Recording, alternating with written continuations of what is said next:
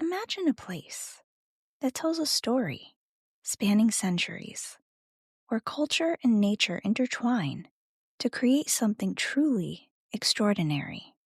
That's the beauty of UNESCO World Heritage Sites.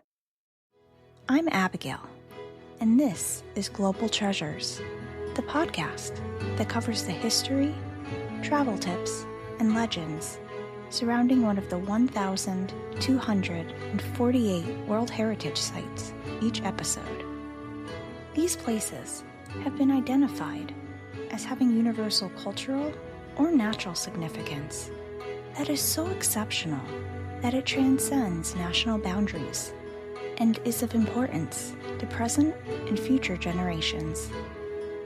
Welcome to Season 3, where we'll explore the 27 sites that UNESCO added in 1980 together. Thank you for listening to the podcast.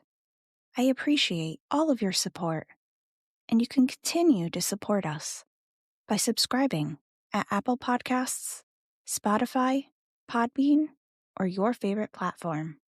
You can also follow us on TikTok and Facebook for some travel inspiration and updates when we drop new episodes.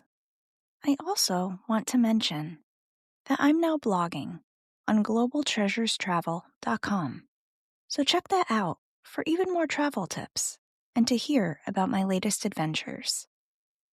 Mohenjo-daro, which translates to Mound of the Dead Men, is an ancient archaeological site located in Sindh, Pakistan. It sits quietly on the right bank of the Indus River. Built around 2500 BCE, it was one of the largest and most advanced settlements of the Indus Valley civilization. Think of it as one of the world's earliest major urban centers. At its prime, during the Bronze Age, between approximately 2500 and 1700 BCE, the city was home to around 40,000 people. The city's design was futuristic, truly advanced for its time. It featured a grid-style layout that almost resembles a labyrinth with its brick-upon-brick construction. Key structures include a great bath, a colossal residential complex, and a citadel, all serviced by an advanced system of wells and drainage. Again, further evidence of a highly developed town planning system.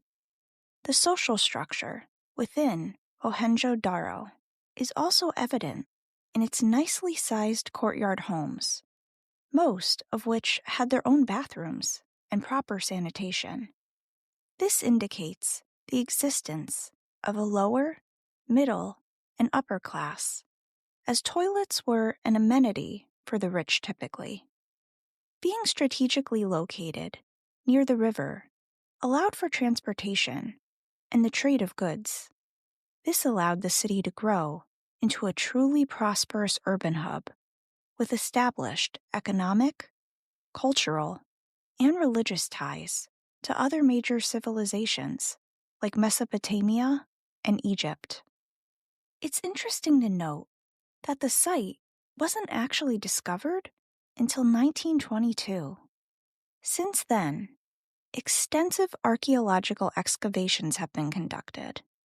Despite all of the work being done, though, it's unknown what may have contributed to the city's eventual abandonment. It's theorized that the site may have been severely impacted by floods from monsoon rains. This may have driven its inhabitants away, and they may simply have just not come back. Or these same rains may have killed them.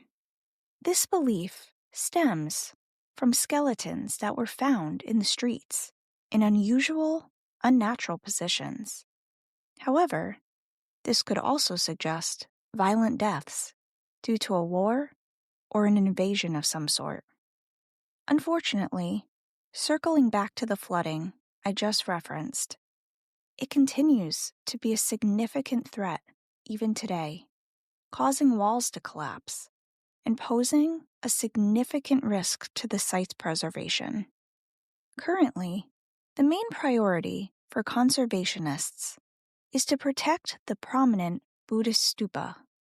Hopefully, continued efforts to preserve this site will be taken so future generations can continue to enjoy and learn from this ancient paradise. So I hope the mystery surrounding this site inspires you to visit the ancient city.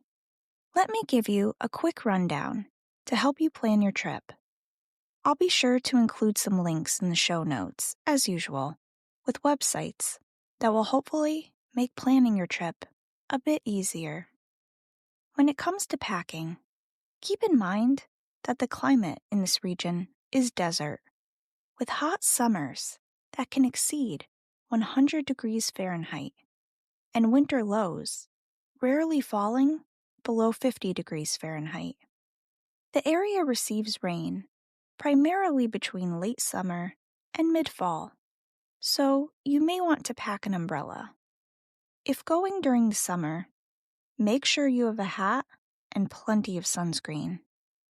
So, while it's not a requirement to be a part of a sanctioned tour to enter the country, I highly recommend booking a tour, and there are many options for UNESCO World Heritage Site-specific tours in this area.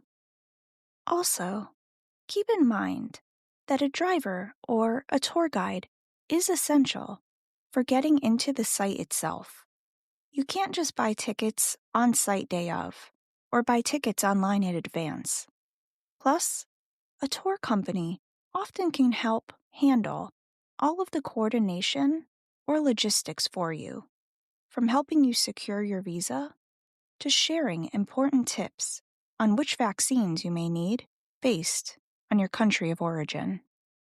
First, to get to the site, you'll likely want to fly into Jinnah International Airport in Karachi.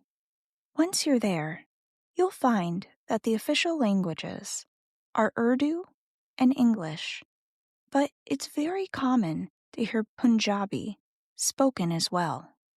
A translation app is always a helpful tool to have on your phone, just in case. And a quick tip for your health: stick to drinking bottled water to be safe. Keep in mind that this site will entail a lot of walking. I highly recommend leaving some time to visit the museum while you are there. There are some truly remarkable artifacts. While you're in the area, if you have some time for independent exploration or are not with a tour, there are a few interesting spots in Karachi. Check out the Mohenjo-daro Palace Museum for a dose of history and art, or head to Port Grand if you love to shop and eat. And speaking of food, one dish that's worth trying is Sindhi biryani. It's a classic dish made with rice, vegetables, and a meat such as chicken, all blended with yogurt and a unique set of spices. It's a perfect way to cap off your historical adventure.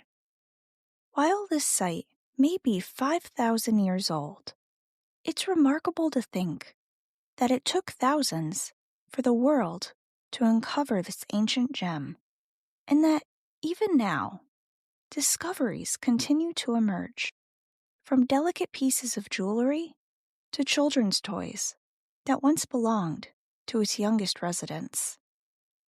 Mohenjo-daro is more than an archaeological site.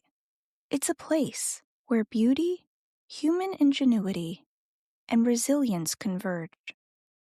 With its extraordinary city, once divided into two parts and monumental structures, it stands as both a triumph of early civilization and a timeless tribute to one of the most important chapters in human history. Thank you again for listening to the Global Treasures podcast. Join me next time, where we will dive into yet another UNESCO World Heritage Site. Until then, Keep exploring, keep wondering, and keep treasuring the remarkable diversity of our world's heritage.